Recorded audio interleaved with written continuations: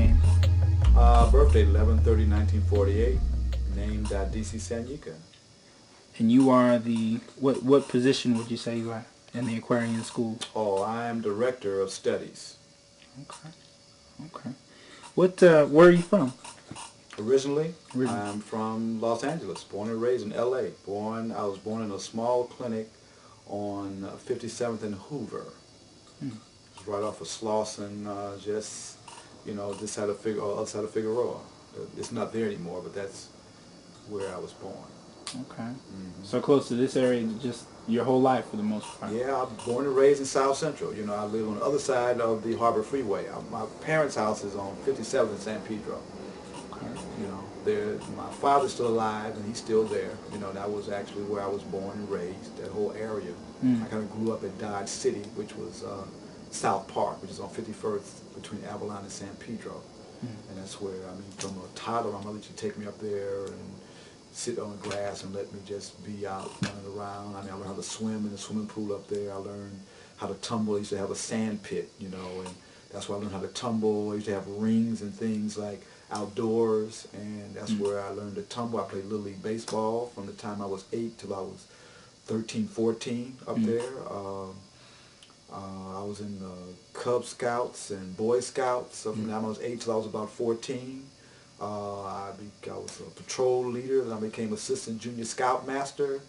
I was MVP of my baseball team for probably 3 years in a row. We were undefeated. We used to play junior league teams while we were Little League. It was an outstanding, incredible cast of young guys. And that's probably a part. Both of those things helped keep me out of trouble. Okay. Because again, it gives me a way to channel my energy. The Scouts gave me a relationship to nature. I've always loved nature, so the scouting, being able to go out on camping trips and hikes, that really gave me a different relationship to that. There's something else in the world than just the hood, the ghetto, And the sports, of course, gave me an outlet. And then tumbling, I was always into tumbling and kind of gymnastic stuff. And then I was always been very active, physically active. And then I've been a reader, because my aunt was a school teacher. She didn't have any kids. I was her only nephew in L.A. because my parents originally came from Arkansas. My mother from Little Rock and my father from a little place called Arkadelphia. And back in the early 40s, that's back when Central was still a hot spot. They used to hang out in some of the clubs down there on Central Avenue. But anyway, she introduced me to books when I was little. I think I used to have Humpty Dumpty. They had little books called Humpty Dumpty, and they had Jack and Jill. There was little books that, matter of fact, she got subscriptions from me, and I used to get them in the mail monthly or something. And I know it used to be the greatest thing for me to get my own mail. I'm like 7, 8 years old, 6, 7, 8 years old, And so I've always had a love. I used to be a fanatic. I always had a love for books. I was a fanatic comic book reader. I know this guy had a drugstore, a black guy had a drugstore around the corner of, I think it's either 60th or 61st, just before Gage and San Pedro. And I would go in there, and he'd have on the rack, and I'd go in and buy a soda and read comic books for like hours. And he would let me sit up there and read these comic books. And I'd try to buy one or two, But he let me read these comic books. I think he was really astounded to see a little black guy sitting up Saturday mornings reading, And so I was really into comic books. I used to love all the things about mutants and extraterrestrial stuff and galactic stuff, and I just always relate to that kind of thing, And so it was a precursor to stuff that I got into later, because a lot of those ideas are actually metaphysical ideas that are articulated in those comic books. They're talking about science fiction and metaphysics, but we don't know what that stuff is because we don't get it anywhere else, in terms of church and home and school or that kind of thing, So I used to identify with being a mutant when I was a kid, because I was always odd, different. Now, was it, because I know you were involved in several organizations in your youth, was it in high school or afterwards that you started to get politically active, or how did that take place? Probably my first political activism came in '65 when you had the Watts Uprising, and because I was on student council, I was in student leadership, you know, and so because I was class president in junior high school, I was class president in high school, but I was also on student council. And in '65, you know, I graduated in '66, so a year before I graduated, 11th grade. After the uprising, you had all these encounter groups and these discussion groups, and so I went on this camping trip up to what's that? I forgot this camp. It'll come to me. But anyway, it was like the white kids from the west side, the valley, came together with the kids from the ghetto. Because I went to Jefferson High School right off of 41st and Hooper, really in the hood, you know. And so the student councils got together to have this weekend retreat to talk about, you know, cooperation and issues and whatever. So it was the first time I really engaged with talking personally with white people who didn't, you know, there was a few white people that grew up in the hood, you know, but they were like usually lower class, poor white kids who were down there with us, you know. So really meeting like middle class or upper middle class white kids and really, you know, having a conversation and then just talking about issues and leadership and civil rights and that was kind of the first crack in the egg, you know, and then just the occupation of the uprising, you know, because I lived on 54th and San Pedro. Between San Pedro and Avalon was a large MTA, but then it was RTD, repair place for the buses.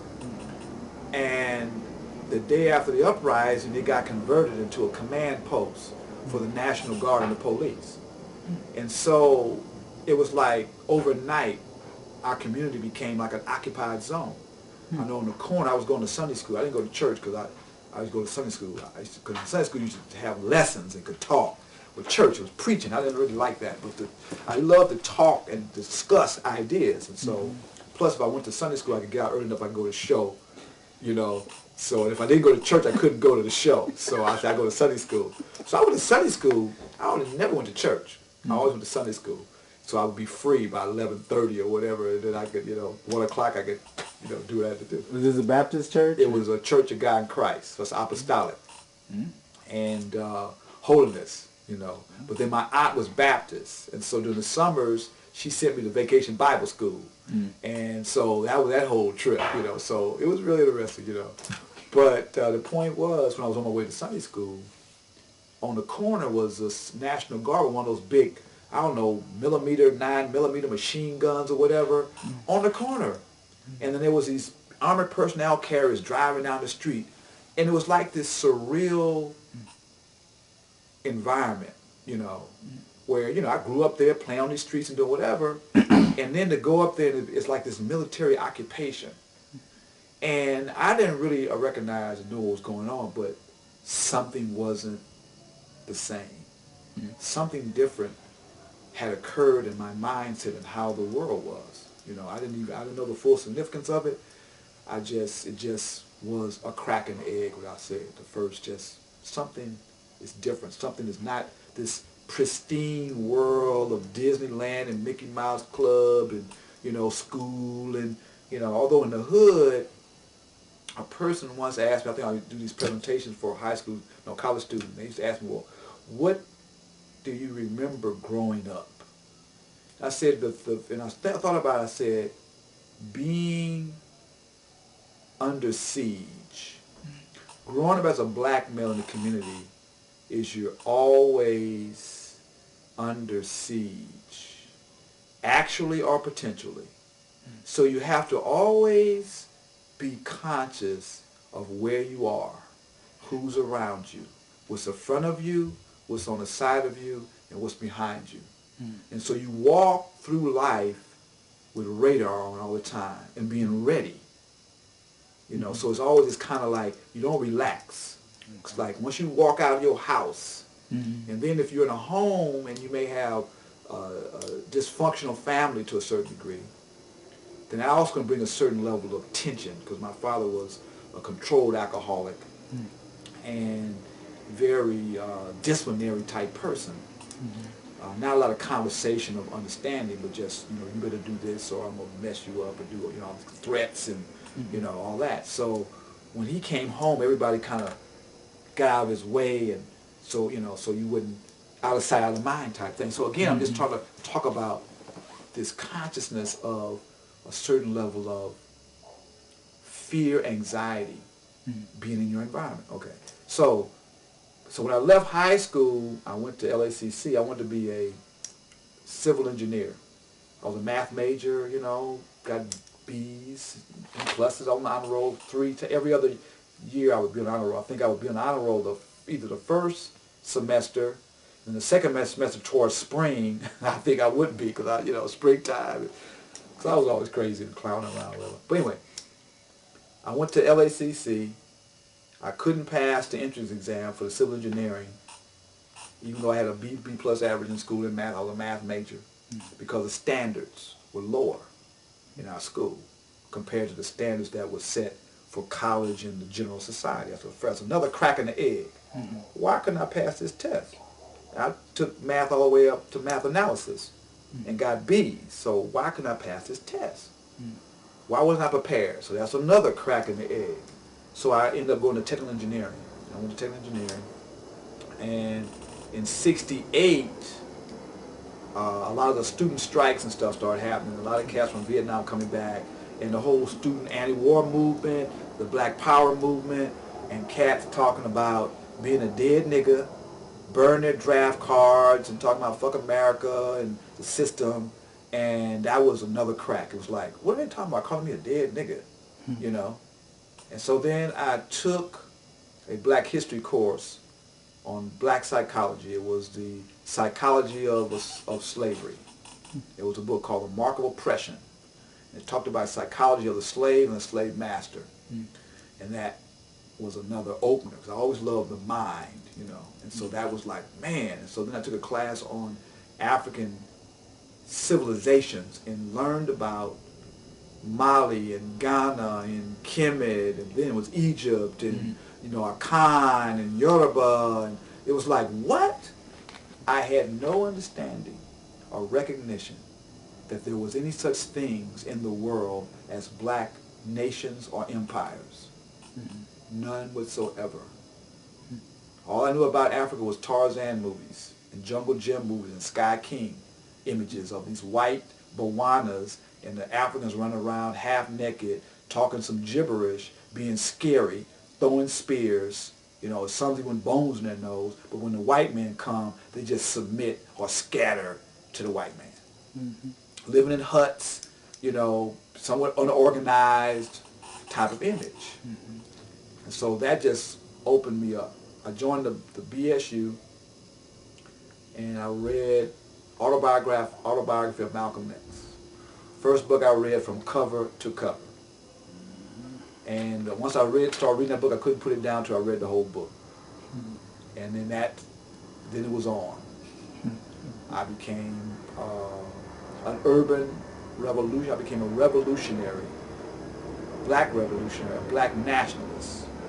And then I was striving to liberate my people and society from the ignorance that had plagued me.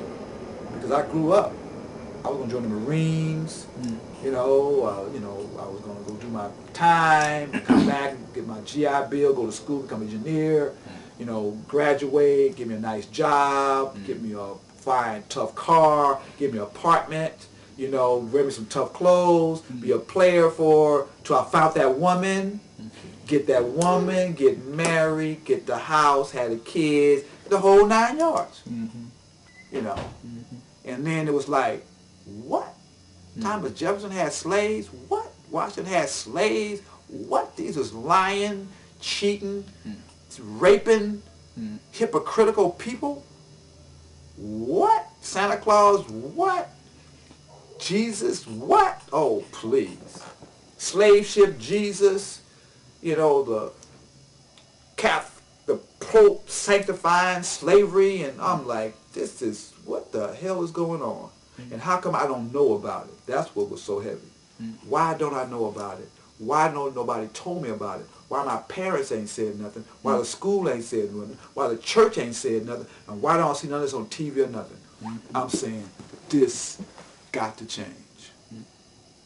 So from there, I was an activist, you know, heavily involved in the whole strikes and black, you know, relevancy in the community and, you know, rallies and strikes and organizing and study groups and consciousness and speaking and, you know. And this was at Los Angeles This City is College? at LACC.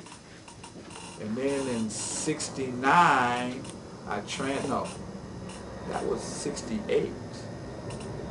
69, I transferred to Cal State Long Beach.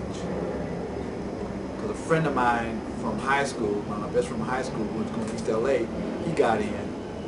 So then we transferred. And we all kind of hooked up. And our idea was we was going to try to create a black Berkeley at Cal State LA. So we were trying to get all the guys from the junior colleges that were radicals to come together up to Cal State LA so we could coalesce our forces and generate this urban transformation, because Cal State LA was an urban commuter school. They didn't have dorms at that time. So it was almost predominantly people of color went there. Yeah. It was in the urban environment. So it was more of a black or school of color. Mm-hmm. Minority, more majority, and then because it was commuter, people always went back to the communities. Mm-hmm. So it wasn't this big population that was isolated from the community. Mm-hmm. So our whole strategy was we were going to, you know, create this institution that was this radical institution of revolutionary consciousness, you know, being young and crazy. So I went there, and when I went there, I met one of my instructors, Beverly Coleman, was a Swahili instructor. And, you know, we spent most of our time in the community organizing stuff and going to school and class when we had to and talking stuff and, you know, being radical and true, you know, living it as opposed to like people read other books. Mm-hmm. So she said, you know something, there is someplace you need to go. And she invited me to come down to Aquarian Spiritual Center. This was July 1971.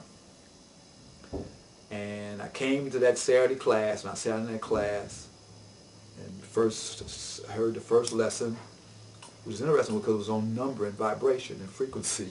And, you know, and it's like, I have found home. It was like, I said, I am not crazy. All the stuff I have been thinking, that people thought I was crazy or tripping, I am not crazy. This is real. It was like one of the greatest moments of my life. And I still remember the first book. I still got the thing around here too. It's on number vibration. Anyway, I could grab this up here. It's on vibration and number, which is interesting because now I'm teaching number and vibration. And I remember I went home at that time by my father's house and was talking to him because he thought I was crazy. I had to leave home because I was radical, and he was saying, you can't be radical. I said, well, what if I'm not going to stop? He said, well, you know what you got to do. So I said, okay. So at 20, I left. And I was telling him about, you know, of course he still looked at me like I'm crazy, but I knew I wasn't crazy. And from that moment forward, my goal was to blend revolutionary consciousness and what I called evolutionary consciousness together, to have a radical evolutionary consciousness. So that's how I start seeing the true revolution and true liberation relating to the liberation of the human potential from the restrictiveness of mundane, profane, materialistic thinking, racist, you know, really hateful thinking.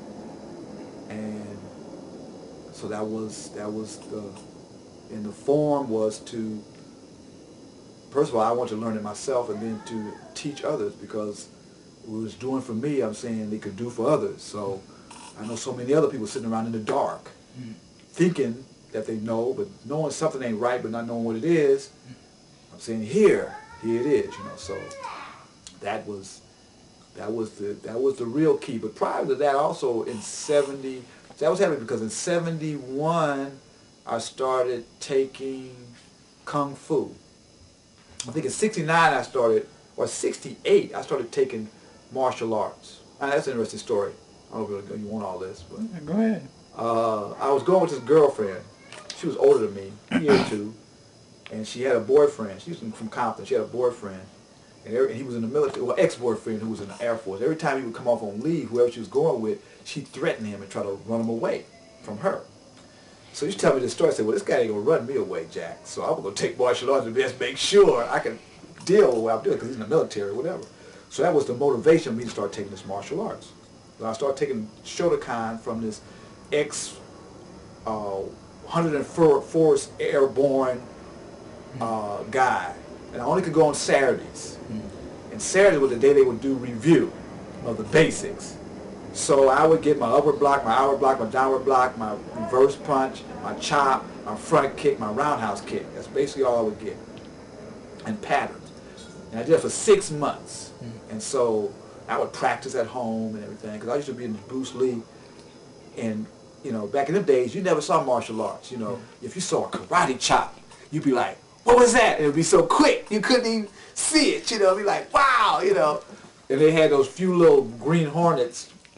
And then that was gone. You know, they never gave us no real stuff. You know, and so anyway, so I was doing this stuff. So anyway, once I got into it, I got into the martial arts itself. And then from there I moved took 5 Animal Style Kung Fu from Ark Wong, who was a grand master in Chinatown. He was one of the first people to teach non-Chinese people back in the early 60s. And so I started training with him off on Ord, off in North Broadway in Chinatown, up above this restaurant, you know. And, you know, we had the old kegs and beans and sand and gravel and sandbags, and then late after class, the Chinese people would come in and have their own class and speak Chinese. They would learn stuff we didn't ever learn. And I was like, man, what's going on here? You know, but what I really got, though, is the culture, how they had their own cultural world, that they perpetuated their language, their traditions. And then I got into, of course, the Tao and the yin and the yang, and, you know, and like just the philosophy, you know. And then he was also a doctor of acupuncture and herbs. He was a grand master. See, the grand master is, once you become a black belt, to become a higher degree, you have to learn healing. You have to learn acupuncture and herbs to be a true master of martial arts. So he was old school. So I was learning all this stuff, you know. And in there he had all, you know, the dragon. We used to go to Chinatown during Chinese New Year's, and his school would perform as a part of the Chinese parade. And so we'd be out there doing the dragon dances and demonstrating, you know, his school. And so the thing is, I would be at the Chinese restaurants, and I really got into Chinatown. I started going to the Chinese movie theaters and seeing the films with subtitles, and just the bookstores where everything's in Chinese, but you could see the images. But I got immersed in this other culture, and it was a transforming experience for me, you know, because I used to ride the bus down there and get off and go up, and I'd hang out at the dojo for hours, you know, because I was really a dedicated student, and so I got to see a lot of things. And was this after Cal State LA or this before? was during Cal State LA. Okay. And then, so that also was a part of my journey, because it got me into metaphysics, or the yin, the chi, the ki. And he'd tell these stories, too, while you're in your horse stance. He'd tell these stories. And you have to stay in your horse stance while you tell you these stories. And you'd be shaking and trembling. Oh, come on with this story. And that would be a part of how he would teach you, you know. And the point I'm saying is I learned from old Chinese, where you couldn't understand all the language. So you had to observe and pay attention to stuff, you know. So that was a conditioner for me. And then the next thing is I took a martial arts system called Farang Do. It's all a part of this whole metaphysical thing. I took a system called Farang Do. Farang Do was a monastic system that came out of the mountains of North Korea, It was actually, and when I say monastic, I mean it was only done in the monasteries. It's similar to Taekwondo and Hapkido, but it was like the origins of those, but it was the monastic system that didn't come out to the public. It didn't come out public till the 60s. Really, my instructor, which was Joe Sinley, left the monasteries, left Korea to come to the United States. And prior to that, his family was a samurai family, because his brother, Joe Bonley, is like the grand master of a whole order. So these cats were like, we were like out of that whole tradition of monastic. So, the point I'm saying is, I've always interacted with these monastic systems of traditional initiation systems. And part of that has molded me, right? So when I studied with him, he was fresh off the boat here, and I was one of his first students.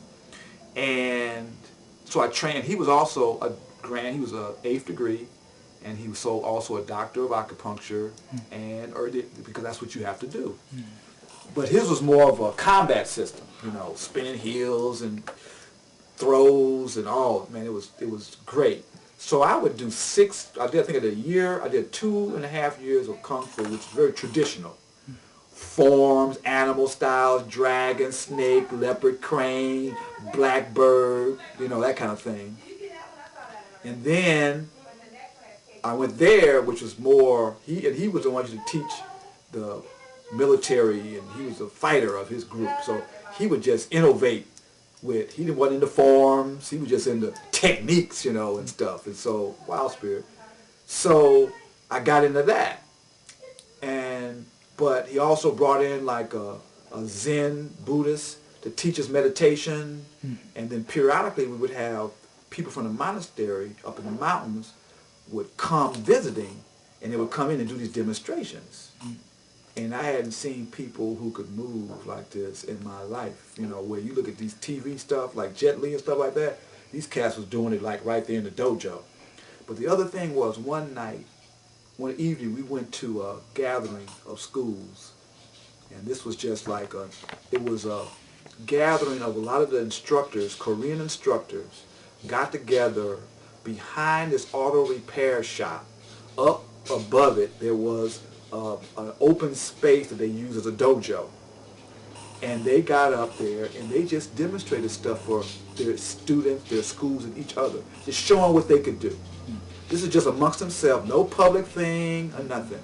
And I saw cats get up there and take a Coke bottle and hit the top of the Coke bottle and make the bottle pop out.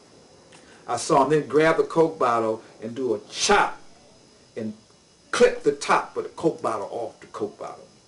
I saw a guy take two knives, sharp knives, stick them in the rice paper, put a slit in it, and put a piece of wood in between the slit, and then do a chop so crisp that it broke the wood and didn't tear the rice paper being held by the two knives.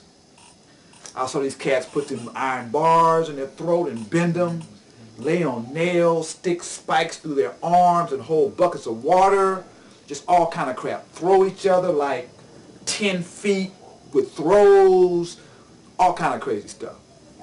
You know, and so it did a couple of things. One is it showed me that behind these people's culture was another life that wasn't exposed to the general public, that was only experienced by those members of that society.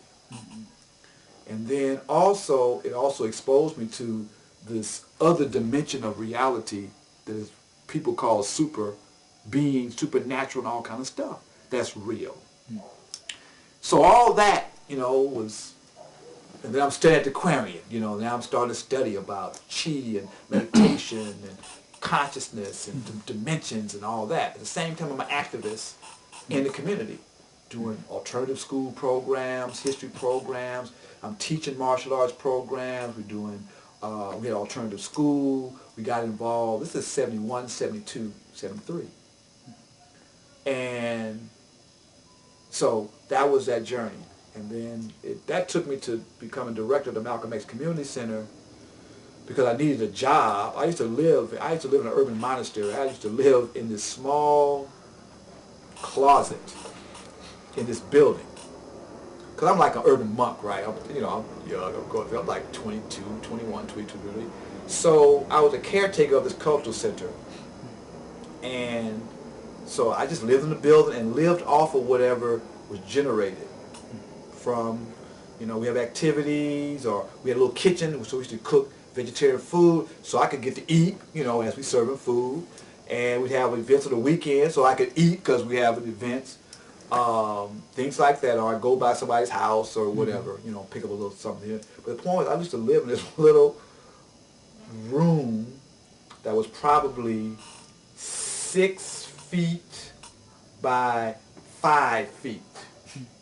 It had enough room for a cot or mattress and a little desk in the corner.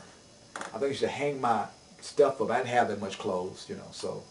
I lived that way from 71 till about 73. And because I was trying to live it, the life. So, and then I would study at the Aquarian Spiritual Center all day on Saturday classes. And then I was, working in the community, and that was just my lifestyle, right? So, 70. Now, what was your relationship with Dr. Lagan at that point? He was a teacher, a mentor, but he also related to me because I was trying to apply his teachings. He could, we had New Age African school. We had an alternative school. We had about 50 kids, and some of the core teachings were from the studies. I was trying to apply these teachings. A number of the members who were Aquarian members were also parents whose children were part of this program, and so we were vegetarians. The kids, I taught kids martial arts, gymnastics. They learned meditation. They did the astrological charts. We did a lot of field trips, and they learned math and history, culture, African dance, boot dance, Swahili names. Celebrated African holidays, the Kwanzas and the Black History Months and solar returns. We practice natural childbirth, so most of us have a little collective, and so all of us were studying the Aquarian. So all of us was trying to live the life. So we used to go to each other's houses on the weekend, and we support each other when they have kids, when we're pregnant, and we were all trying to be vegetarians, and so we were trying to share meals. We used to fast together, and it was like a collective little mini community, right? So Lagan was our master teacher. He was like, our elder, and he was like our master teacher, and so, and he, at the same time, he was just so excited because a teacher is nothing unless he has students. And when a teacher has great students, the teacher's life is great because the students drive the teacher. If they are hungry and active, they raise issues and clarify things that the teacher wouldn't even think about. But because the students are engaging in it, it makes the teacher have to deal with it, to clarify for the students, to stay ahead of the students, so it pushes the teacher. So he was in hog's heaven, basically, because the level of engagement was based upon real stuff we was doing. New Age African School, we had Children's Space, was another experiment. And so that was the name of it? What? New Age African School? New Age African School was the name of the alternative school we had. Okay. And it was based upon the Aquarian age. We were trying to light the path into the New Age. So it was based upon the Aquarian age concepts, because the age of Aquarius, which is ruled by Uranus, is the sign and the planet of revolution, radical change, group, cooperative, collective, science and technology, altruism, humanity. So all the things that we were engaged in through the Black Revolutionary Movement, this gave us a higher spiritual philosophy of saying what we were involved in terms of this whole new millennium. Because we're talking about a 2,160-year period of moving into the age of Aquarius, coming out of the age of Pisces, which is the last 2,160 years. And Pisces is the age of blind faith. and suffering and imprisonment and of also dissolving of boundaries and illusions and idealisms, and so we saw how we were coming out of this whole Piscean age, which was the age of the fish. So then we started seeing like, wait a minute, this religion, this revealed religion, wait a minute, that's based upon a astronomical myth, and that these actors were acting out a script that had already been scripted by the divine order relative to the astronomical or astrological ages. So you talking about the traditional religious churches? Religions, yes. They were now historically the churches took those ideas and then co-opted those ideas relative to cultural and political and economic power. So they then co-opted the religions and reshaped those religious ideas that are based upon a macrocosm, time-space pattern, and then took them and interpreted them in the light of their cultural and political and economic agenda. And so, especially the Piscean age, because the age of Pisces, essentially these ideas come out of Africa. And so you have foreign people who are interpreting ideas that are not indigenous to their cultural worldview. So those ideas become filtered through those people's skewed and mutated cultural worldview. And so then they express themselves through their cultural personality. And so you have a religion that becomes mundane, where they believe in the physical resurrection of the Christ, when in actuality Christ is a level of consciousness that's based upon Haru or Horus, that's the resurrected life that's born of the virgin. And the virgin is not a physical virgin. The virgin deals with Mary. The root word of Mary, M-A-R-Y, the root is Ma. Ma is matter. Ma is also Ma'at, truth. The matter must be pure or in proper order to its true nature to give birth to the spirit inside of itself. So a virgin means to be unadulterated. That means to not have polluted aspects in its nature, and then it will give birth to the life that's in it.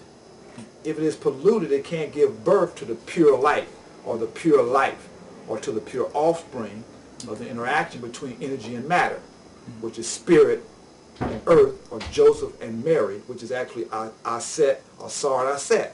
So these are universal principles that the Europeans or the Western world misinterpreted to match their materialistic worldview.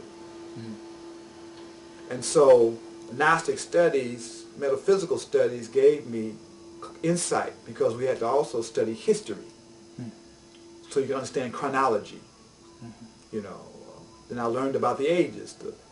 For Pisces age, you have the age of Aries, which is the age of the ram, which is ruled by Mars. So it's also a period of a lot of warfare and conquering going on. If you look at history, you can see that going on. But also, the ram and a baby ram is a lamb. And so then you had the lamb. Then the next age was the fish. That's Pisces, the fish. And then before Aries was the Taurian age. And Taurus is the bull. And a baby bull is a calf, or the newborn. The newborn is the new son. The new is the baby, the offspring, the child. The divine child is the Christ child. So these concepts were really actually physical and metaphysical principles and functions in the universe that were personified so that the uninitiated could understand the concept, but not understanding the principles and the laws that created that. But the point is, so then you see how Moses, when he came down from the mountaintop, got on the so-called children of Israel, or the Hebrews, for worshiping the calf. Because Moses was bringing forth a new dispensation, which was the age of Aries, which was the lamb. And then Christ brought forth the fish. So he was bringing a new, or representing the new dispensation of Pisces. So these are astronomical universal truths. Not some, when you say divinely, well, even that word, divinely revealed, is true. Because for it to be divinely revealed is for you to be able to access divine or higher consciousness, and it will be revealed to you. But they make it like it's some anthropological or anthroposophic deity. You know, they try to make it be like a person, or this image of a person that's a human person, that's this embodiment. And that's where they skew it and try to materialize it, and they take it from to the outside as opposed to being a force on the inside. Well, two questions. Where did the experience with the black church, and I would imagine that many of the members came out of that experience. Oh yeah, we all came up through the church. How did that situate with Black Gnosticism, and then what is Black Gnosticism? Well, essentially, Black Gnosticism, in terms of how Dr. Lagan developed it, was black is defined as, in its ancient definition of black, representing a mystery. And Gnostics is from the Greek gnosis, to know. So it's the mystery knowledge, or knowledge of the mysteries. So that just goes back to the essential textbooks for Black Gnostic studies is Stolen Legacy, and the whole curriculum for the salvation or the liberation of the soul, which dealt with 1, physical aesthetic disciplines, 2, living a life of virtue, and 3, reconditioning or purifying the mind through the study of the sacred sciences. And I dealt with number, sacred geometry, harmonics or music, but really harmonics, or the principles of a harmonic relationship of energy or vibration, astronomy, astrology, rhetoric, grammar, and logic.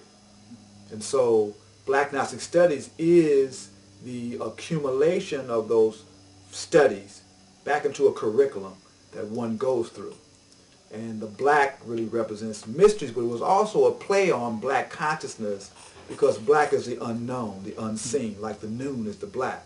And so it's inside the black out of which all things come. So going within and gaining knowledge of the inner truth, the inner knowledge is how one finds true liberation, and not outer. And so, because out of the darkness comes the light. But then also it's also relating, it's an archetype.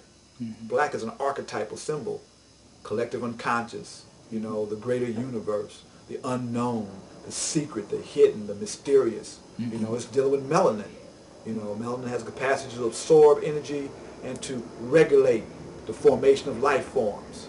You know, it has divine intelligence, because Ra is the unseen, Amun is the unseen, you know, Amun Ra, all these are metaphors for this unseen but ever-present reality, which is the foundation for all creation. And Gnostics is gaining the knowledge of that. So that's what Black Gnostics is. Now, the specific curriculum he constructed was really he studied theosophy, Rosicrucian, Sabin Assembly, Church of Light, and a number of other streams of thought, where the idea was, after the fall of Kemet, the teachings became fragmented, and different schools focused on different aspects or pieces of the overall curriculum. Like you talk about the 42, how Osiris, which is the doctrine, was divided up into 14 pieces, or fragmented. And so then the rebirth of the mysteries, which is the foundation for the Aquarian age, is the rebirth of the mystery teachings, or the spiritual esoteric knowledge, is the key for the liberation of human consciousness and for the birth of the Aquarian age. So his role in the Aquarian spiritual center was to pull back the fragments of Osiris. And Isis represents the mystery school, or the body, and then Horus is the offspring, or the initiates, who have gone through the body, the mystery school, to ingest the doctrine, or to become impregnated by the doctrine, or the life force, or the knowledge of the father principle, which is Osiris, to then come out or to graduate or to be reborn as Haru, which is the reborn or the manifestation of the knowledge or the teachings. So how many different religions would you say were also in the discourse in the school? I mean, you mentioned some of the schools. We studied all religions. We studied all the major religions. We studied all the major schools of philosophy. We studied all the major schools of psychology. We studied religion, all the various continents and their mythologies. We studied history. We studied health, healing. We studied all forms of yoga. We studied, of course, the sacred sciences in terms of number and different types of music and how those different music affects the body and consciousness. We studied different social movements and the different personalities and what was their philosophy as the foundation of the different social movements. We studied historical personages to understand what did they represent and where did they come from, what contributions did they make. And so it was Black Gnosticism really is a universal system of understanding the universal common concepts and principles beneath and under all schools of thought. It's a 20-year course. The 20-year curriculum? 20-year curriculum. Okay. What role did y'all's background in the church play in terms of that? Well, because we're African Americans and we come through the church and we basically have a greater and lesser understanding of the biblical scripture and the various stories, but then that became a forum for the understanding esoteric Christianity. And understand that every scripture is a mystery book of initiation. So the Bible is a book of initiation. The Old Testament stories deals with generation, and the New Testament deals with regeneration. So it deals with involution and evolution. Okay? So spirit incarnated into the physical body, and then how to liberate that spirit or develop the divine temple. So because we are African Americans and Christianity is our dominant religion, then we talked about what does Moses really represent? Born of water. Well, what does the baptism represent? The baptism, water represents emotions, the emotional body, the astral plane.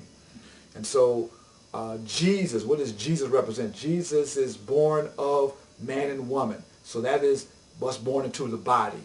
But what's the Christ? Christ is the Son of God. So that means that's moving from being born into human flesh, of man and woman, to being born into spiritual consciousness. So because we understood the story of Joseph and Mary having a divine birth, of being impregnated. She was a virgin birth.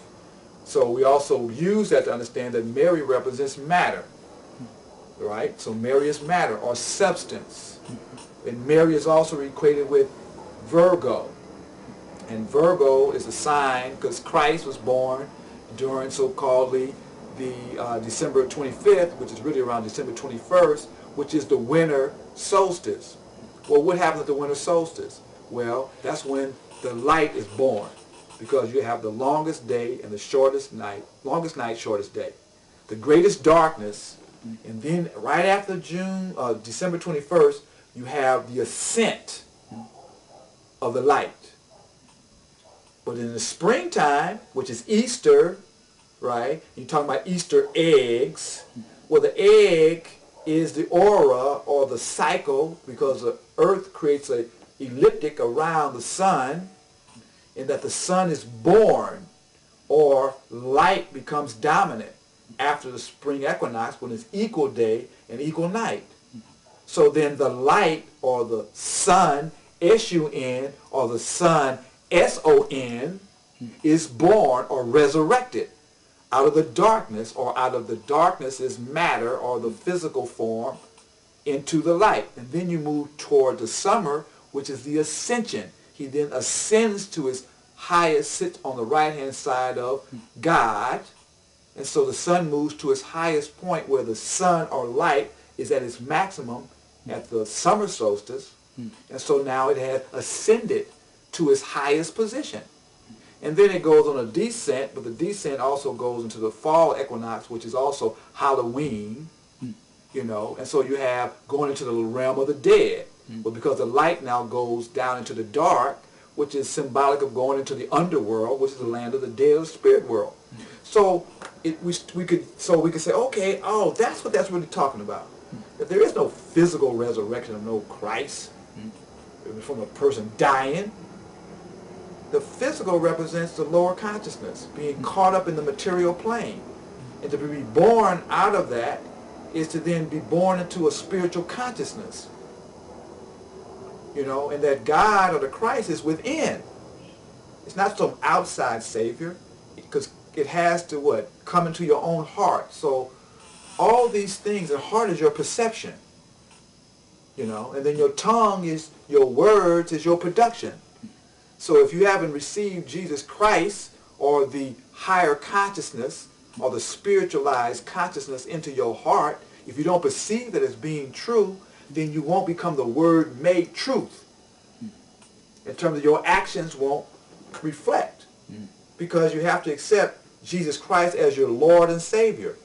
Well, Jesus Christ is higher spiritual consciousness, and your Lord is the law and Savior. So I accept this higher consciousness and what it represents as my law for my saving. Because if I follow the laws of higher consciousness, I will unite with my spiritual essence or being and become immortal, and I'll never die.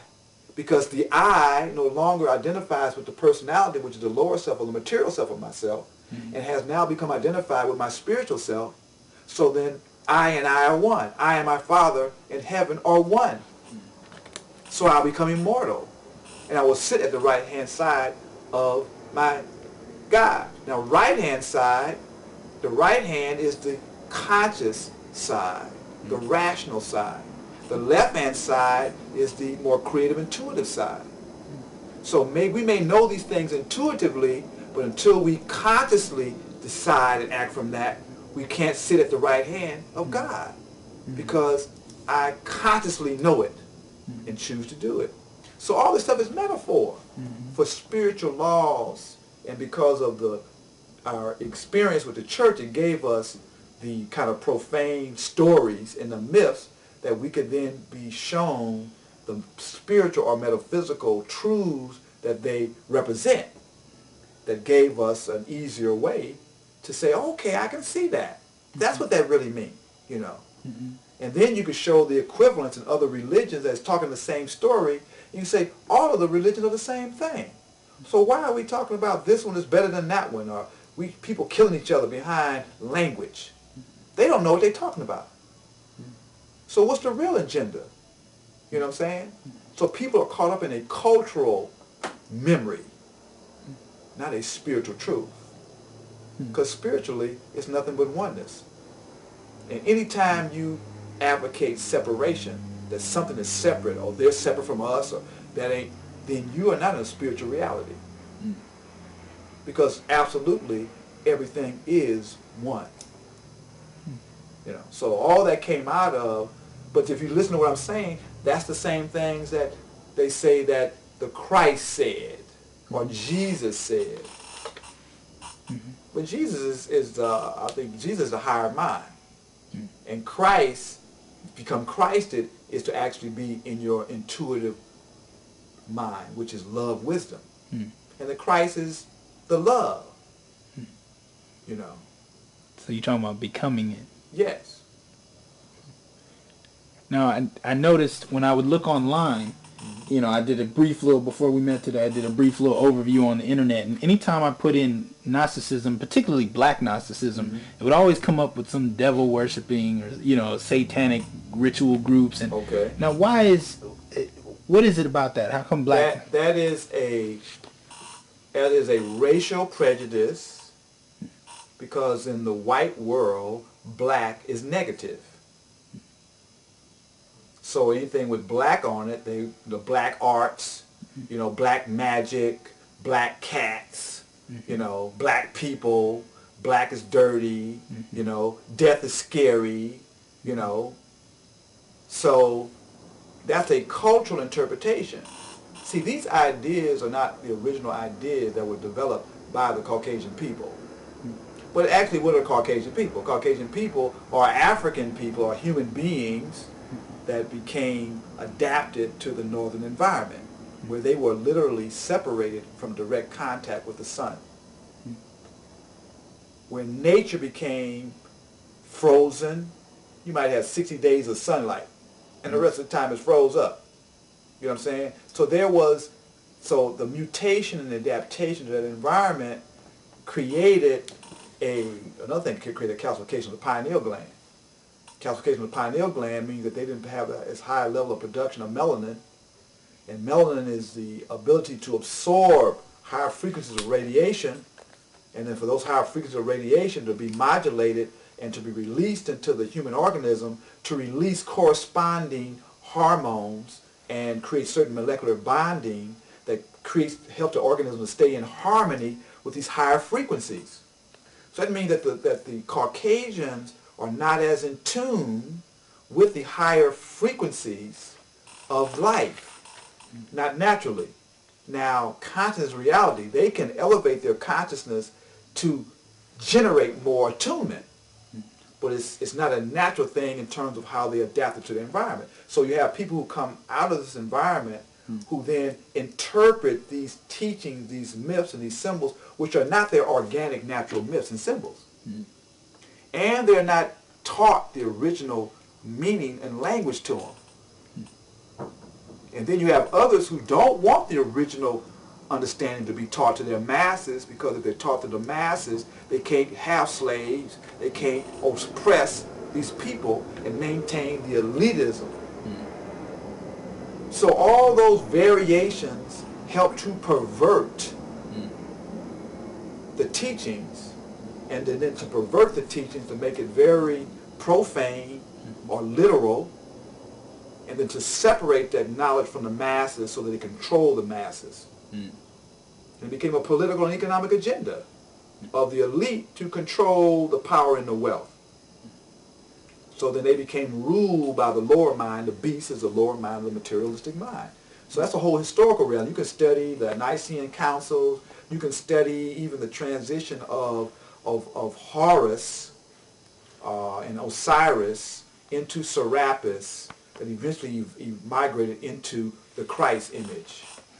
Because if you understand the ancient world, for a ruler to have legitimacy and to be fully embraced by the people, they have to be identified as legitimate spiritual head of the spiritual order. So when the Romans came in, well, first the Greeks came in, and although they conquered the people militarily, they couldn't conquer the people culturally. Well, the Greeks kind of, because their culture was so much into a Kemetic culture, just kind of got and embraced the Kemetic with them on the throne. But then the Romans came in, which were a more Germanic tribe, came in, and they were trying to impose their will on the people. And although they could, you can't control the people unless you control their culture, because culture is values. So they had to destroy the religion and replace the indigenous religion with a new interpretation of religion that placed the conquerors in the head. So they had to create imagery that caused for the spiritual lineage to be white. So the Son of God had to become this white Jesus, which then means that the rulers were in direct lineage with the Savior. Because bloodline or lineage is the legitimacy of things at this in historical times. If you know, the king had to be the bloodline, this whole bloodline thing. So it was coercion of bishops. Those bishops that wouldn't participate in this conspiracy were eliminated. To eventually they would eliminate the strong one until they found a weak one who would then support their position and start to create these edicts and these that says that this is what the religion really means, interpretation. And this is in Europe, or are you talking about? This is Europe, Council of Nicene. You're talking about Mediterranean, you know, Rome, because, you know, majority of Rome's real power was Northern Africa. Because Africa was the breadbasket of the world. It still is today. Europe gets so much of their food from Africa. So those are the more mundane aspects of how then conquerors try to legitimize their conquest and exploitation of a people by trying to then co-opt their cultural images. And then by replacing their images so that the people then identify with their legitimacy. Because the only way you can enslave a people is through their culture. You can impose stuff on them militarily, but to really rule them and get legitimacy, you have to do it culturally. Okay? What John Henrik Clark and Dr. Benz, were they involved? They were involved in similar schools, if not this one, were John Henry, Dr. Ben was in some type of, you know, initiatory process.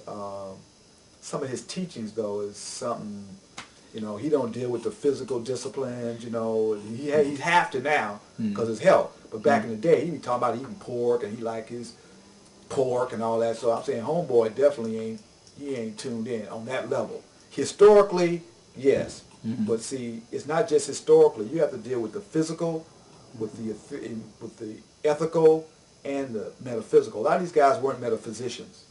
They dealt more with the historical information, but they wasn't studying, you know, they don't know nothing about astrology and astronomy. Sometimes they think that stuff is crazy, you know, because they haven't studied it, you know. They haven't studied esoteric science of numbers, you know.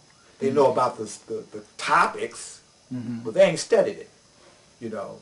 They haven't studied the metaphysics of music, you know, or harmonics. They haven't studied rhetoric. Now, they may have studied in a more traditional Euro-Western sense, but understanding vibration and word and frequency and harmonics and the significance of that, breath control and the power of breath and intonations, all that kind of stuff.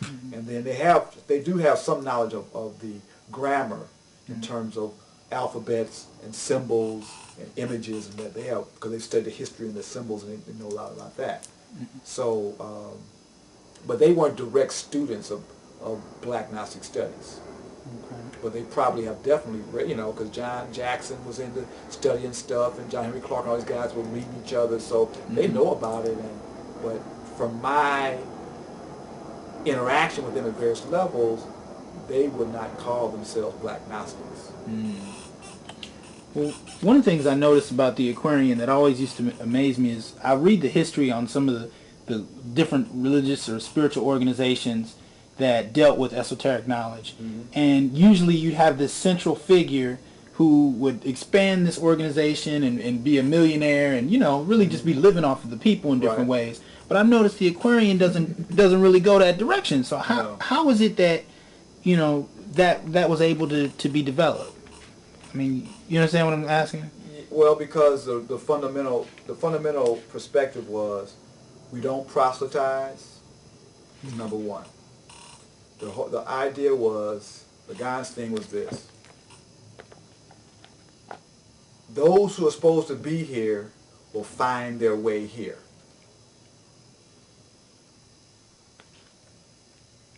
That was his basic thing. He's saying those that are supposed to be here will find their way here. And he was not trying to have thousands of people. He was saying, hey, those who are going to be here that may, whatever number that is, and there's probably been thousands of people that have been touched in one form or fashion over the 50-something years that they've taught at various levels. There's only been a few that have really stayed the course and went through all the stuff. There's a very, I don't know if there's any that stayed and studied all the stuff. There's people who stayed there and touched the stuff. But if you say, okay, draw up your astrological chart and define it. What's your numerological thing? What's your tarot thing? You know, demonstrate the different yogas. You know, what's your Herculean task and what does it mean? What's the Sabian symbols for your chart? What's the cardinal points on your chart and what's the Sabian symbols for those cardinal points? You know, what's your north and south node? What's your part of fortune? What's the esoteric ruler of your chart? What is your totem? Have you done your historical personage that you identify with? What's the esoteric significance of the sevenfold constitution of humans? You know, what is the tree of life? And break it down, draw it right here and show me what it is. What is, you know, break down the different myths, you know. You know, what's the equivalent of Judaism, Islam, Christianity, animism, Kemetic, Yoruba? Give me the equivalents in their cosmology. And then relate that to number.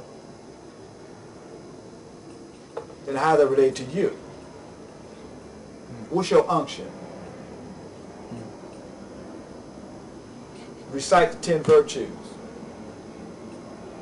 Have you studied the 7 sacred sciences? Give me a demonstration. Let's look at your dietary thing. Let's look at your exercise program. You know, do you drink your water? Do you do your breathing exercises? You know what I'm saying? Can you interpret your dreams? Do you keep a journal with your dreams and stuff in it? Can you interpret a dream? Do you know what they mean? If you're a true Gnostic, all that you can do. Different people focused on particular areas that they resonated with, and that's what they embodied, which is okay, because even in the mystery schools, you only had a few that were the hierophants, those who became the teachers of the teachers. The other ones became, you know, the medical people or artistic people or engineers or temple builders or, you know, military administrators or, you know, herbalists, you know.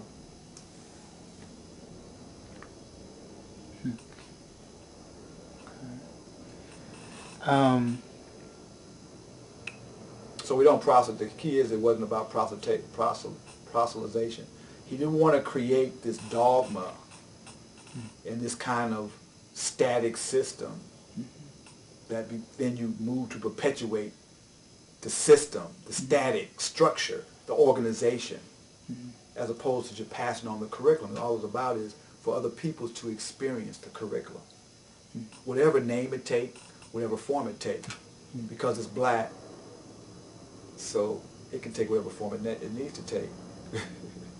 That's not the important thing to get hung up on. So you can be a Christian, you can be a Buddhist, you can be a Hindu, you can be a Muslim, you can be a Israelite, Hebrew, you can be a hip-hop, you can be Christian, you know, you can call yourself atheist or a scientific, rational, non-religious type person. It don't matter. Because we believe in this, it's all universal knowledge, you know. And you can attack it from whatever aspect and still arrive at truth. Now, Dr. Lagan passed in 2002. Right. 96 years old. 96. Yeah, still stubborn too at the end. But that's that Aries Taurus, you know. Where would you like to see the center go now, from where it is? Where are you interested in taking it? What would you like to see happen? Well, I could just speak to what I like to see happen. I can't. It's really an interesting journey because we had to really. What happens with, well, the transition after his death and trying to further the work, I had to come to grips with, I have to do what I have to do. In that sense that what I would love to see is that almost like Manly P. Hall has the Theosophical Research Center, you know, because we have a storage, we have all the books in storage, you know. That library needs to be placed somewhere so public can have access to it. You know, that knowledge needs to be given and shared with the world. So we need a facility where we can make that research library available to the greater community and to researchers, and because there's a lot of important information that's there. You know, his lesson material needs to be shared where others can go through and experience that information and have their minds challenged and come to be raise these questions, and there's some possible answers. They need to experience it. So that needs to happen. He originally had 144 lessons. He only completed 18. But he actually did the classes, you know, but the classes weren't all transcribed and edited and all that. So y'all have the tapes still? we have a lot of the tapes and stuff like that too, yeah, which need to be transcribed and edited. But even to edit them, you have to have a certain knowledge to even be able to edit them, you know. So, so the key is, I would love to see us have a space where the books and the material could be a research library, a research center, and then his dream was to have a research center, a library, a healing center, a spiritual temple, and a school in a complex, you know. And I would love to see that too. What it's called, it doesn't have to be called. I would love it to be called the Aquarian Spiritual Center, just as a continuity of legacy.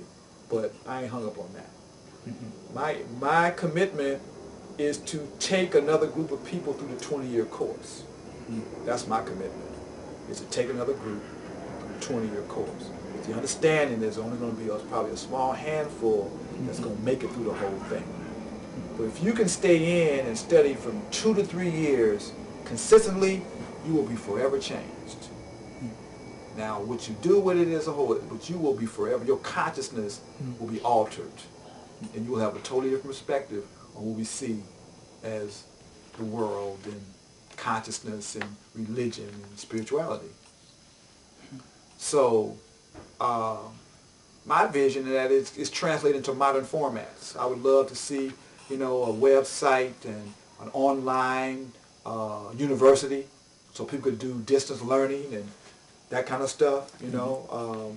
Us to get into multimedia, you know, doing audios and videos and multimedia stuff that could be shared, you know, with those who are interested. Ain't worried about proselytizing. My whole thing is just sharing, you know, and the people take, we ain't trying to make you believe nothing, just independent investigation of truth. Each person need to come to know themselves, you know, and so, you know, there, you know, if you follow it, you'll come to it, you know. Let me ask you this: as far as women in the center, what would you say is has been the role of women in the Aquarian? Well, you know, the women are the workers. You know, women are the workers in terms of they were the ones that really did. Although in the Aquarian, the men did work too. We worked too, but the women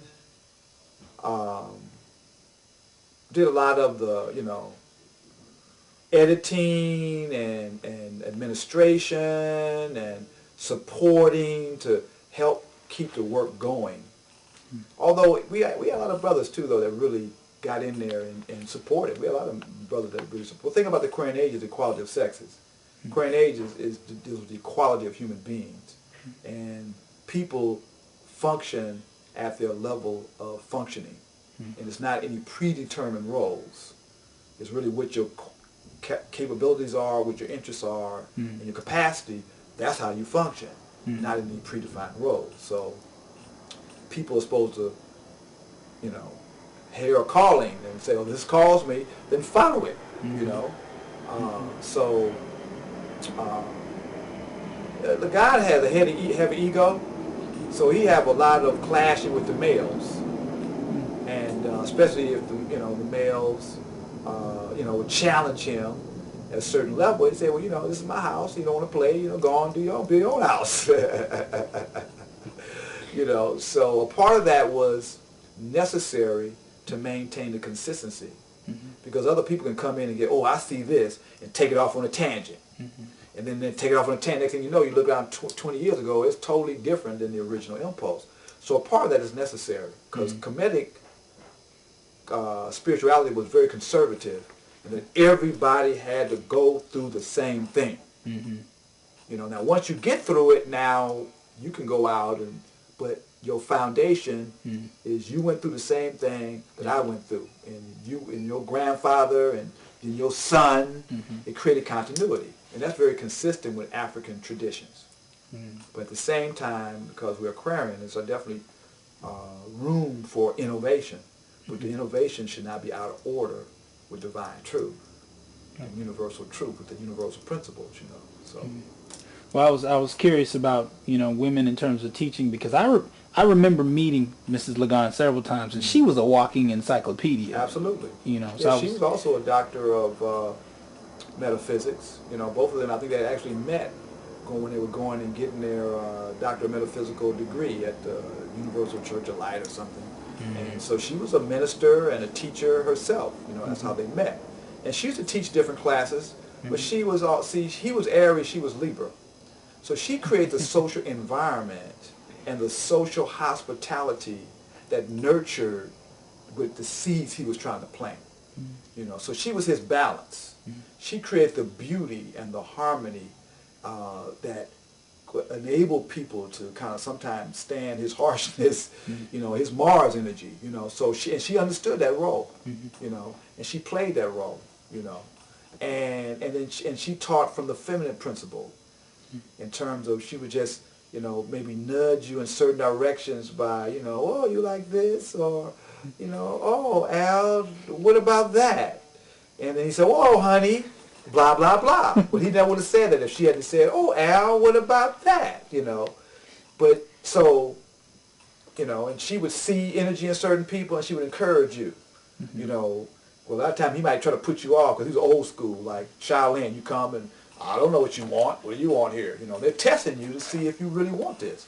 And she might, don't worry about him. Just come on back, you know. So they had that good cop, bad cop type, you know, or, you know, yeah, one says that, but not, you know, like the cop. But so she consciously played that role of Venus, you know, and the Libra to balance out the Aries, you know. And she was very conscious about what she was doing. You know, with some women are, she's so subservient or she's so soft, but see, the subtle is the most profound. The subtle, like in martial arts, the yin is more powerful than the yang, because you can redirect the yang with the yin, and the yang can just beat on the yin, and the yin will just yield to it. You know what I'm saying? And then redirect it. Or coalesce it when, you know what I'm saying? So people don't really understand the real nature of the feminine, you know. So on a different note, and we briefly talked about this, I've seen in hip-hop, particularly in the last 13, 14 years, there have been a number of rappers that come up and they'll be talking about things that I would say seem like they come directly out of Black Gnosticism. Have you heard any of it, and what are your thoughts on what you're seeing the youth doing with this kind of esoteric knowledge? Well, I think they're tuning into it and seeing its power. It's true. A lot of them are the offsprings of my generation who came into the, you know, especially talking about a lot of from New York. You know, they got a lot of esoteric groups and spiritual groups and study groups in New York, you know, that are very assertive and aggressive and outgoing with a lot of this information and stuff. There's a whole different cultural environment in New York where people are exposed to these things, you know. And so, and it's powerful, you know. So I don't know the specific lineage. I know there's a heavy 5%er thing back there. And the 5%er was definitely some of the metaphysical offsprings of the teaching of Elijah Muhammad, because he did have an esoteric component. Just like Marcus Garvey studied theosophy and had a school of philosophy where he was articulating a lot of these metaphysical principles. And so he was very conscious and aware. He actually did lectures. And I'm doing that to say there's a connection between theosophy, metaphysics, Islam, in terms of black Muslims, and then the 5%ers, and then the 5%ers then moving into dealing with a lot of hip-hop culture, because a lot of these cats came out of this whole 5% thing, you know. And then you also have the stuff that comes out of the indigenous traditional religions and the different Ifa practices, which are very dominant or engaging. It's a lot more visible back east. Out here, you can't hardly see nothing unless you know where it's going on. Right. But back there, they have parades and festivals, and you go to class, you got hundreds of people, and people wear the clothes, and so it's more engaging. You know. And then you had other cats that came out of our generation who were teaching them stuff about radical revolutionary politics, and you know, you had people who are astrologers and that are physicians and, you know, teachers and stuff back there that these kids I definitely interacted with. I don't know their specific, but it's all a part of, I mean, hip-hop came out of talking about Zulu nations and revolution and consciousness, you know, so that if you follow those studies, Malcolm X, if you study his book, he talks about various levels of consciousness and spirituality, and then you start tying in the other, you know, you start getting into Garvey, you start getting into, what would take you there? Some of the books now on Kemet. A lot of these cats went into Kemet, and so of course the Kemetic studies starting to get into destruction, stolen legacy is metaphysical. It's talking about soul and consciousness and the solar mind, world, souls, you know. So all those seeds are sprouting, you know. And yeah, because Elijah Muhammad dealt with Moorish Science Temple, and they dealt a lot with Ali, right? Absolutely. And then and the Zulu Nation you mentioned, they actually developed an esoteric school, you know, out of that. So I see what you're saying. Absolutely. Okay. And a lot of these young people are intuitively tuned into it because souls are incarnating that are in tune with its energy, because the age of Aquarius is the age of Hapi. And those core teachings that were the foundation of the Nile Valley are the core teachings that are manifest themselves and reflect themselves in all these so-called modern versions of mind-body studies and, you know, Deepak Chopra and, you know, all these different schools, you know, are nothing but the Kemetic mystery system articulated in modern terminology. It's a rediscovery of those ancient African concepts and principles, but just articulated in terms of different, you know, schools and concepts. They say this is a new thought or whatever. It ain't new. But it's the resurrection, because the age of Aquarius is that which was known by the few shall become known by the many. So that which was only known by the priest shall become the knowledge of the masses. And that's the goal of the Aquarian age.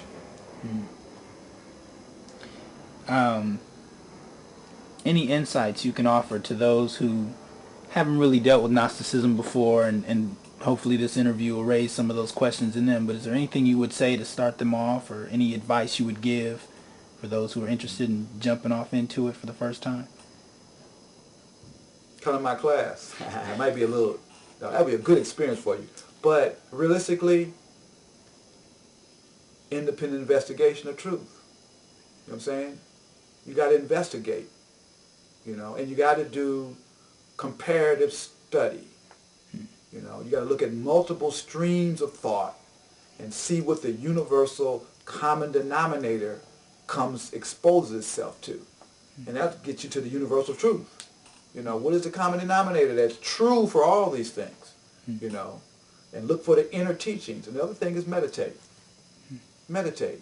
Get quiet on a regular basis. 15 minutes, 10 minutes. Shut down your engagement with this outer world. This is man-made stuff here. So that means that you're constantly interacting with the expressions of the ego or man's trip. Retreat from that and dwell in the silence of your own spirit on a regular basis. And it will start to, you give it attention, it will grow. And as it grows, it will guide you and speak to you and take you where you're supposed to go. But because we're so caught up in the noise, all the crap, all the BS, all the bling bling and the this and the that and the sports, and not to say you don't look at sports, don't say you don't look at the bling bling, or, you know, you look at it, but that's your own. Everybody go to H their own way. What does that mean, H? Heaven or hell. You create your own fate.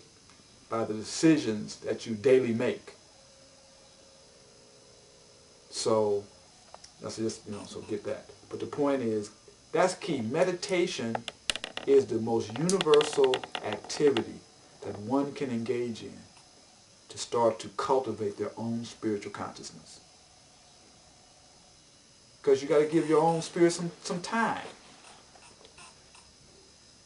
You are a spiritual being in a human experience. So give your spiritual beingness some time to be. You just say, how much time do you spend on allowing and dwelling with your spiritual self? Compared to how much time you give to this mundane world, which will pass away. So you're existing in the illusion, because this is an illusion. It's going to pass away. 1,000 years from now, this stuff ain't going to be here. But spirit was eternal. So how much time do you give to the spirit, to the eternal, as opposed to the temporary, the temporal, the secular, the profane? So you got to go into the darkness, go into the blackness to become a knower.